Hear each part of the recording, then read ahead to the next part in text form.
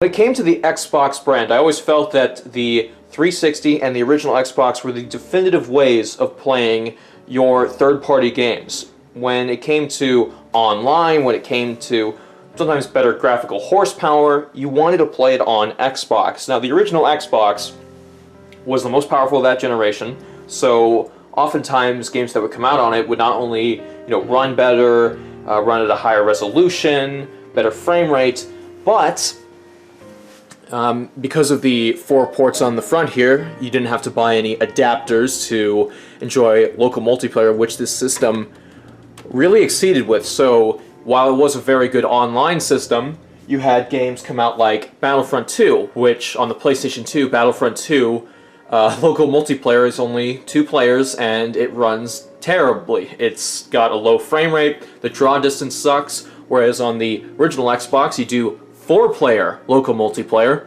game runs totally fine. And then some games like Star Wars Starfighter would release a little later on for the system, and it would be like a deluxe edition, so it would have extra content.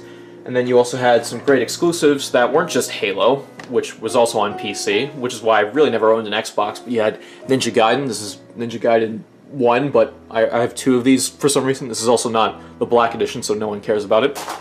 But anyway, when you move on to the 360, you have all these great titles coming out for it because it was easier to program for than the other console, the PlayStation 3, and the Wii really didn't have enough power to entice people enough to put AAA games on it to really compete with this thing. I mean, yeah, you had some Zelda games, you had Mario, and they were fun, but when it came to the third-party mature-rated games, this is the console you wanted to play it on, because the online was better, you had party chat, and the games would often still run better, despite the PlayStation 3 being more powerful, because it's easier to program for. Also, games were coming out for this thing very quickly, so it had a good install base to start out with. And then you have the Xbox One, the subject of this video. As it wobbles, Jesus. Alright, so the Xbox One. I am a PC gamer. I own lots of consoles, as you can see. I own pretty much all of the main consoles right now. I just don't have a PS4 Pro or an Xbox One X, just a standard Xbox.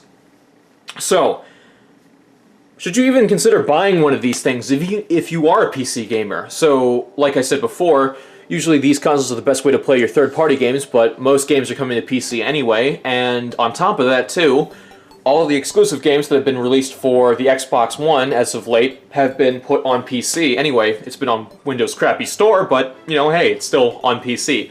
Problem is that there's not a lot of really good games. I mean, Crackdown was kind of a dud, Sea of Thieves wasn't very good, there were some other ones too that just, Scalebound was cancelled. There's just not a really good reason to buy this thing for exclusives, even if you aren't a PC gamer. So if you have like a PS4, you're getting better titles usually. But there are some reasons you might want to check into this thing. I will say this right off the bat. If you are a 4K enthusiast, you should look at the Xbox One X.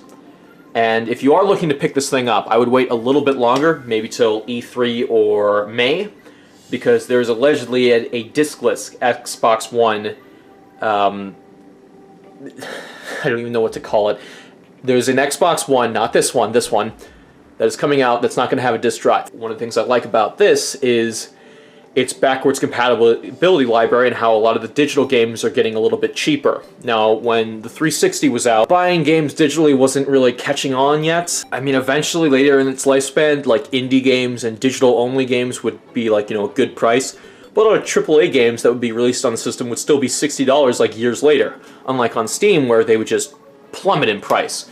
So, with backwards compatibility reaching this system, that's the first reason I'm going to recommend this system, backwards compatibility, you're seeing a lot of games getting cheaper. You're seeing a lot of games that were on the 360 and the original Xbox released to the system. Now, if you already have a 360 and an original Xbox, why the hell would you want this thing for backwards compatibility, you might ask? Well, the Xbox One runs games oftentimes as good as, if not better, than these things. What's also nice is that you have a resurgence in multiplayer titles. So, if people are playing on 360, and if people have Xbox Ones but don't have 360s for some reason, they can play the same game.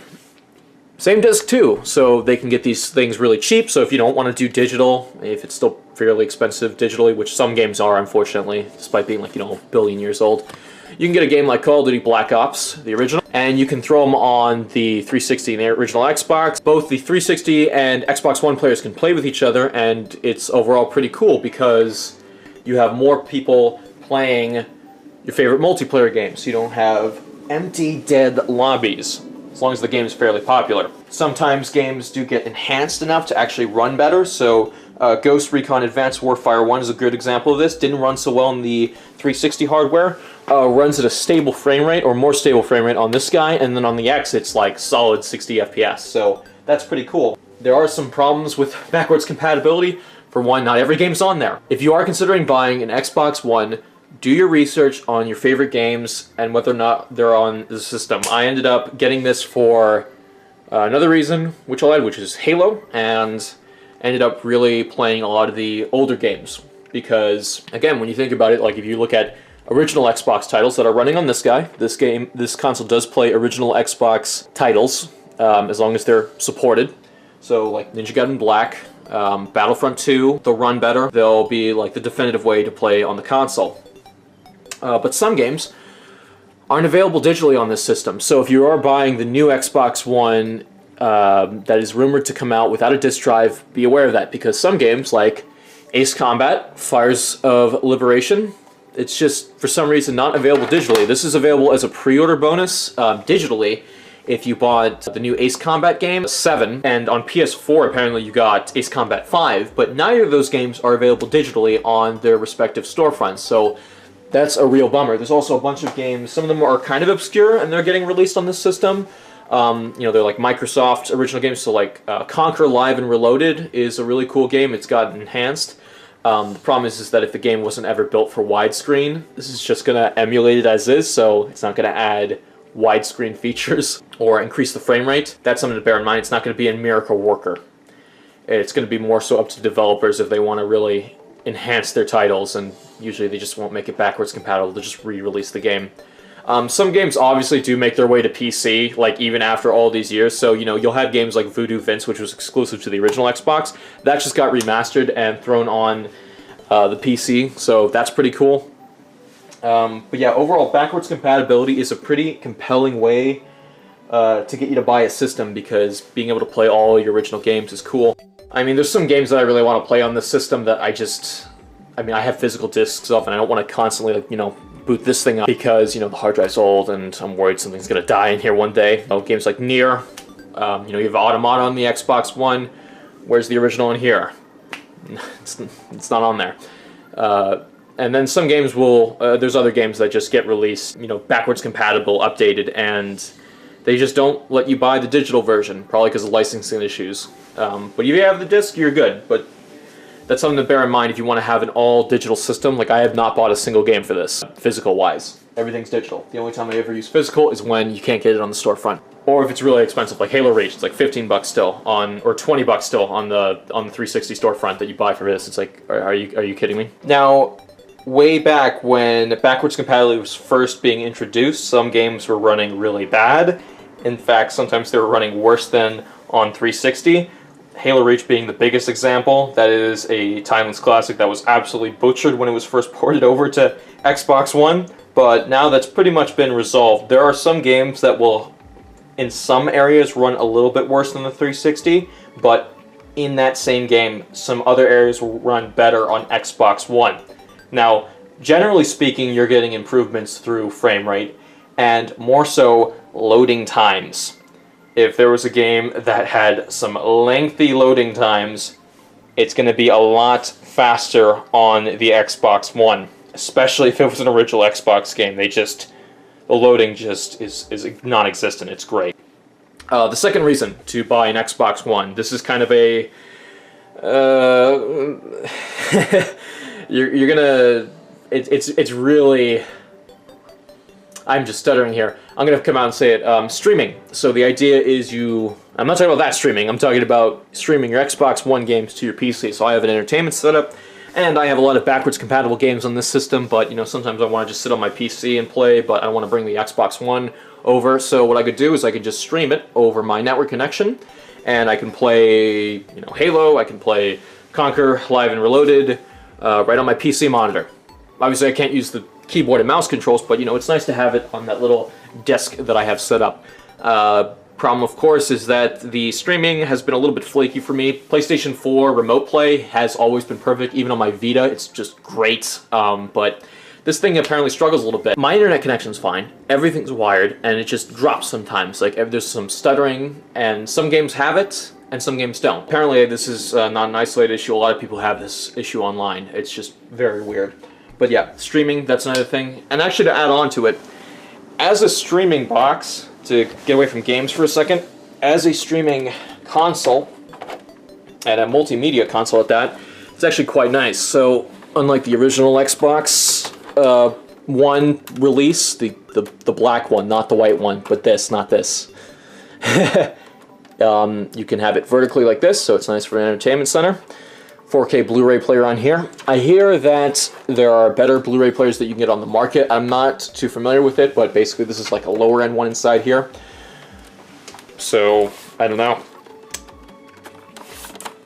You have a Ethernet port, optical audio out, an IR infrared extension, 3 USBs on the back here, and then you have a USB on the front. Then you have an input for a cable box. So yeah, they still keep that, which is nice, I guess. I mean, you know, people still buy cable for some reason. I don't know why. But I have everything hooked to a receiver, so I don't really use that functionality at all. I guess it's nice for people who like to watch sports, because hey, a lot of people who watch sports still buy cable because they want to get all the sports channels, and then, I mean, there you go. Like, you know, you're going to play your Madden on this thing too, right? So, yeah, Xbox One for streaming. Just streaming your games to your PC, or streaming just regular streaming content like videos. I actually watch Plex from here, and you know, it's 4K, 7.1 audio, surround sound with Dolby Atmos, so I mean, my setup's pretty good with this thing. I don't need an NVIDIA Shield or anything like that, which is nice. And you can probably hack this thing to install emulators on it. This is the 1 terabyte model. I got this for $199.99. That is the recommended size I would get if you're planning on doing an all-digital collection and you don't want to uninstall anything. I'm at 500 gigs capacity right now, and I plan on buying a lot more games once they go on sale. But the final reason to buy an Xbox One, it's the handful of exclusives that are not on PC. Yeah, I'm ending it a little weak here, but I got this thing because I really couldn't wait. I wanted to play Halo again at the best possible quality, and I gotta say, when I played Master Chief Collection with my friends locally, it was just like I was playing on the 360, except better. So this thing plays basically 3 games that I got for it, exclusively. So you have Rare Replay, which is 30 games, but I would really more say it's like 8 or 10, because are you really going to play all 30 of those? Any older games like NES on Rare Replay? Probably not, but you might play Grabbed by the Ghoulies, you might play Perfect Dark Zero, you might play the old version of Conker on this console with all the achievements and all that stuff. You might play Master Chief Collection, which is another 4 games added in, plus ODST Remastered. That's a separate add-on. I think it's like 10 or $5, which is great. It runs at 60, and all those games are in the Master Chief Collection. They run at 60 frames per second. I think some of them don't run at 1080p. I think Halo 2 doesn't, but I might be wrong about that. But as a local multiplayer box, with all those backwards compatible games, with the Halo Master Chief Collection, with the Rare Replay Collection, it is very, very nice, because you try to play Halo 3 again on this guy, not the best experience when you're doing multiplayer. Everyone's frame rate is cut in half, it kind of sucks, the controls aren't great, but this guy runs butter smooth. And of course, if you have your own profiles, if you have one person using Xbox Live, everyone else, as long as they have their own Microsoft profiles, can play locally, online, with other people. So it's great. If you got someone else living in another country, you know, your bros, you all kind of split up, but one person still lives next to you, so you two hop on the same Xbox and you're playing with them overseas. It's really nice. I like that. And speaking of Xbox Live, I hate paying for online multiplayer, but they're making it a little bit more enticing. Microsoft is, you know, giving you your 2 free rental games that you can play on the Xbox One, yay. But by doing this, they're also giving away and letting you play original Xbox and 360 games. When they give you the 360 and Xbox original games to play on this system through Xbox Live, you get to keep those games.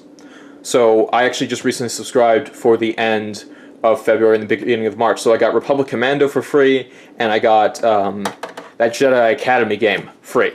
And those would have cost $20 by themselves. That's really cool that they're giving away some of those games for extra value, because, you know, how many multiplayer games are you going to play on this thing if you have a PC, aside from maybe Halo, and that's, you know, that's about it.